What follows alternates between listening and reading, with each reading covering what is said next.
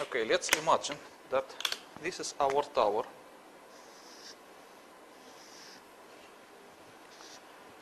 And the position of the charge is exactly at the middle. Yes. So the damaged and crushed zone will propagate more or less equally. Yes. Okay, but if the tower is like this, but the position of nuclear charge is here, not Yes. exactly at the footprint, little bit away from it. So it will produce the zones which go this way, Yes. and they might save this corner. So by looking at the corner, you're able to calculate how off-center the charge was. Yes, it is quite easy to calculate.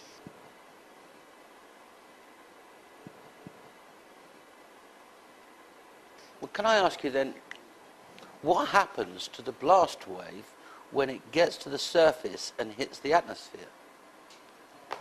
It can't be called blast wave, we would better call it crushing wave. Crushing wave. It will just pulverize everything on its way. So it will pulverize the part of the tower and also part of the Pavement. remaining Earth surface here. Yes. But what happens when it hits the air? Nothing. Because it's like compression wave. It will not. So it's compressing only where it meets resistance Yes. and pulverizing anything that resists. And Apparently if you it can't gets into the pulverize air, then... air, so it's just Right. air. Right. I understand. I understand. So you were able to look at the damage and calculate exactly where the zero box would have been. Yes, it is quite easy to calculate if you look at this picture. This one is an aerial photograph, and it's a bigger one, and this is official photograph, as you can see. There is a credit of September 23.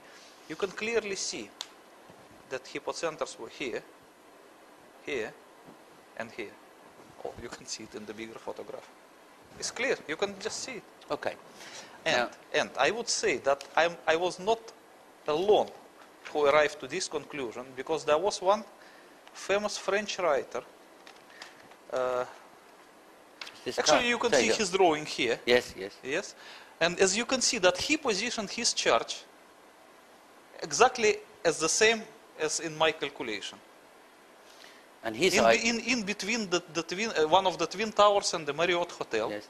And he positioned it also 50 meters below the ground, the lowest underground foundation of the tower, meaning 77 meters.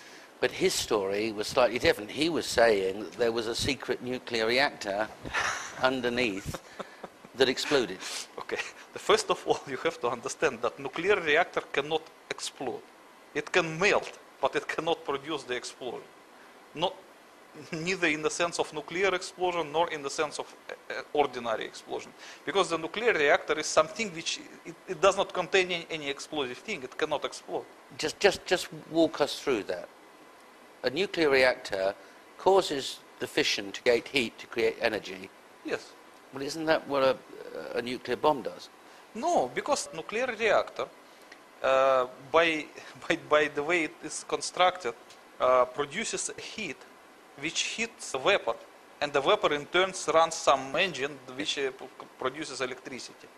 Okay, that is how a nuclear reactor works. And the nuclear reaction in nuclear reactor and nuclear reaction in the nuclear bomb, they are different. And you also need the different quality of material to produce a nuclear explosion in the sense of explosion and the nuclear reaction in the reactor. But this French author who writes so carefully about an underground reactor must know this.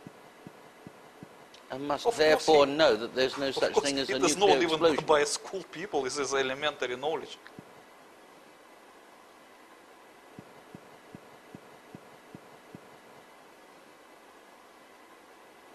Okay.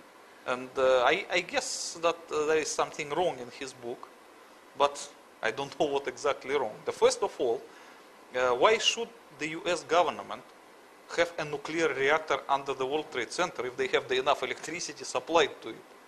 It's just ridiculous. It doesn't even make nonsense, does it? Yeah, it doesn't make any sense.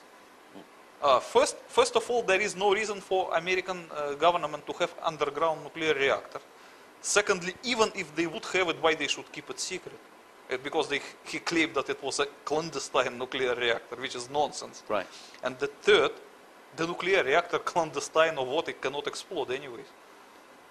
So his story doesn't make any sense. But as you can see in his drawing, his alleged nuclear reactor in quotation mark was positioned exactly at the right spot, as the real nuclear charge of 150 kiloton was really positioned. Yes. Now, I've only read in your book where you refer to him. I haven't read his book. But it's clear to me that it would make nonsense to put three nuclear reactors under three different buildings. But that person does not claim about the World Trade Center 7. He limited his claims to 2 nuclear reactors only. The one for the World Trade Center 1 and the other one for the World Trade Center 2. He just avoided mentioning the World Trade Center 7. There are a lot of people that avoid mentioning World Trade Center 7. Yes, but as you can see, as you can see from these photographs, you can clearly see 3 destruction spots. Yes. And even you look at this picture, which shows the 3 spots emitting the vapor. You can see also the vapor coming from the spot of the World Trade Center 7. Yes, clearly.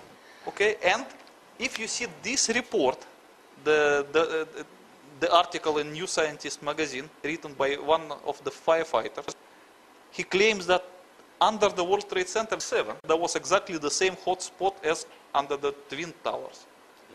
Yes. So, and the firefighters were obliged to use the same kind of chemicals to deal with the fires. So, this is the proof. The World Trade Center 7 was destroyed by the same way as the Twin Towers did.